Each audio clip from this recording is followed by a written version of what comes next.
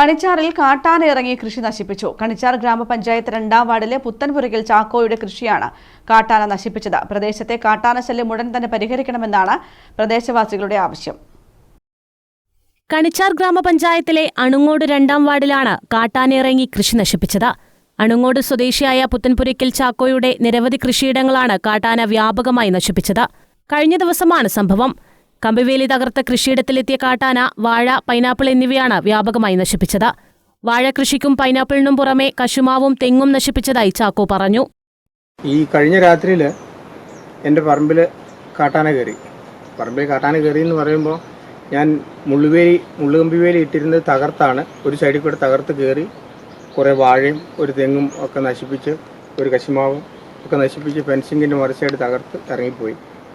ആനശല്യം ഈ അടുത്ത ദിവസങ്ങളിലായിട്ട് വളരെ കൂടുതലായിട്ട് വന്നുകൊണ്ടിരിക്കുക. പല സ്ഥലത്തായിട്ട് നമ്മുടെ പഞ്ചായത്തിൻ്റെ 2-ാം വാർഡിൻ്റെ പല മേഖലകളിലും ഓടന്തോടും അണുങ്ങോടും ഒക്കെ അടുത്തടുത്ത് ആന കയറുന്നുണ്ട്. മുൻപും ഇവിടെ കാട്ടാന ഇറങ്ങിയിട്ടുണ്ട്. കാട്ടാനയ്ക്ക് പുറമെ മറ്റു വന്യജീവികളുടെ ആക്രമണങ്ങളും ഇവിടെ പതിവാണ്. പ്രദേശത്തെ കാട്ടാന ശല്യം ഉടൻ തന്നെ പരിഹരിക്കണമെന്നാണ് പ്രദേശവാസികളുടെ ആവശ്യം.